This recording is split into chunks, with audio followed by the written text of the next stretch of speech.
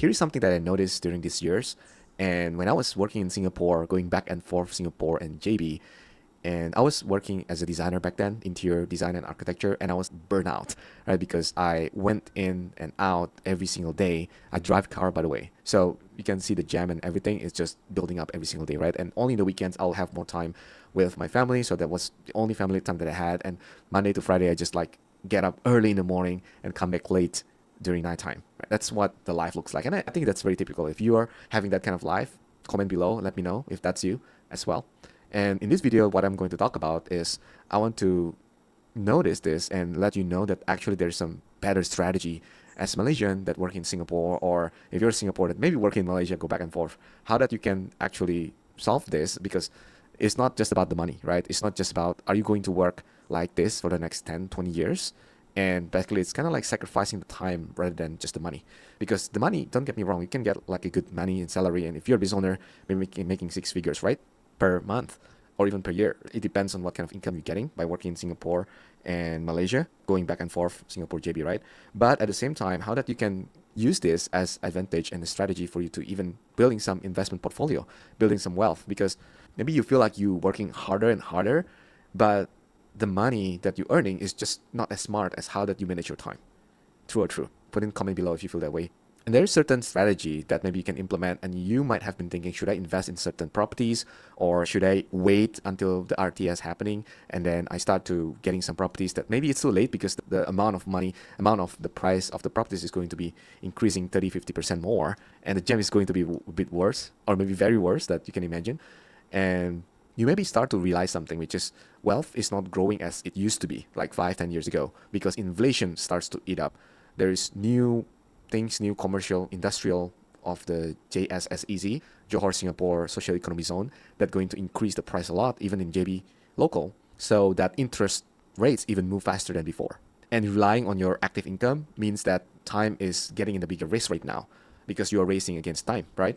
That's why I noticed got a lot of people, a lot of professionals like architects, doctors, and high income earners that work in Singapore, they start to really strategize their wealth building it in JB because certain factors. One of the biggest factors is that more than $50 billion, billion ringgit, that has been invested to Iskandar Putri area in Malaysia in JB. And you heard the news before. Let me show you this. This is one of the most latest updates on the Johor Singapore SEZ investment. As you can see, the date that is on 21 hours ago, which is Thursday, October 16 at 11:50 a.m. So this was only yesterday. Johor Singapore Social Economy Zone has secured 37 billion in approved investment. That is about 66%. So total is about 56 billion ringgit for the period. And Prime Minister, and they shared the update while chairing meeting in the Iskandar Regional Development Authority, IRDA, right? So Iskandar Regional is going to be one of the hottest, one of the big launch in JB, in Johor area. And this is something that is going to make a big development with a strong investor interest, strategic initiative, and infrastructure development. So that's why Singapore and Johor now, if you haven't heard the news, is going to be expansion of Johor. So I want to share 3 practical strategies, what you can really implement right now. And getting on top of the news is just not only one of it, right? But it's one of the first step, how you can know what you should do as investing or not investing at this time. And what kind of things that you should invest, what kind of properties, that will give you a big insight. By the way, try to see what is the big investment in landed properties in Johor land. This is because landed properties is going to have a big boost in the development in the next year, 2026. And you will see why. So that's why you've probably done everything right. You have built a stable career, supporting your family, right? Save some money because you're getting some good income from Singapore, or high net worth from the job or business that you're currently running, or maybe even bought insurance or unit trust, right, on the investment side. Now you're starting to realize something, which is these don't actually grow wealth in the way they used to, because all the time, like I mentioned, it's always racing towards your money, the money that's saved, racing towards that investment, racing towards that inflation every single year. So most beginners, they're chasing marketing brochure, right? It's near Singapore and luxury view or new launch discounts, right? But the real winners, they follow infrastructure, not just advertisement. Because let's say you see the RTS Link, right? And the SEZ data center corridors that being built right now, especially that I mentioned to you, the link corridor in between Singapore and Johor that easily accessible to 10,000 commuters every single hour, that is going to be creating a great impact. And one of it is the jam, right? The traffic jam nearby the RTS area. But you also need to think how that this is going to impact a lot of infrastructure connecting from sustainability of the properties or buildings or malls nearby the area. So what does the next 3 to 5 year infrastructure look like within this, let's say, 5 kilometer of the property? That's one of the things that you should look at, right? And so that's the first one, is infrastructure. So this infrastructure is going to have a big impact in the timeline, 3 years, 5 years from now. And the second thing is about the developer, right? You already heard a lot of the bad risk, of the bad story, the scary movie, scary story about properties in Johor.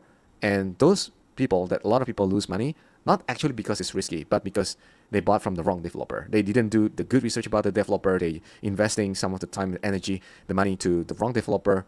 That the track record maybe was made up. Maybe the track record was not true. So you need to always clarify and identify the past delivery record and the quality of the management after completion.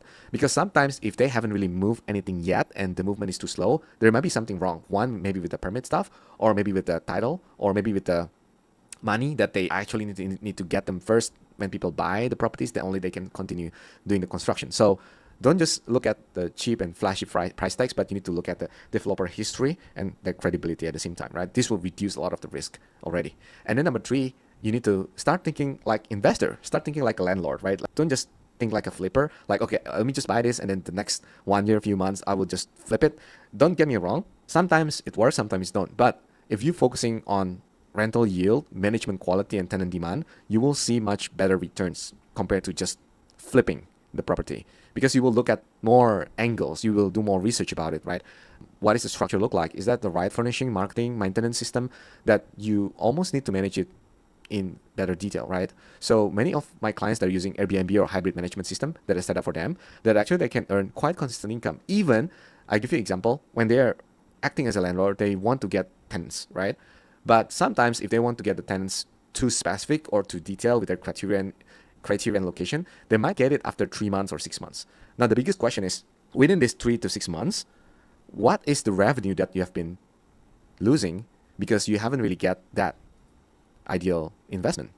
So I give you one example. So I just give you an example. The calculation, let's say if you are not getting tenants in 3 to 6 months, and let's say one tenant, let's say paying you 2,000 per month, right? So if we calculate this, let's just say in the middle, like 4 months, you haven't get tenants yet, or you haven't get any revenue within those 4 months, meaning 4 months times 2,000 per month, the revenue that you should have gotten, which is about 8,000, right? This is the cost while you're not getting, let's say, the long-term tenant, or you haven't get to sell the property yet. But if you are having it as Airbnb at the same time, let's say, because Airbnb is very flexible, it's short-term, as the name of the business itself.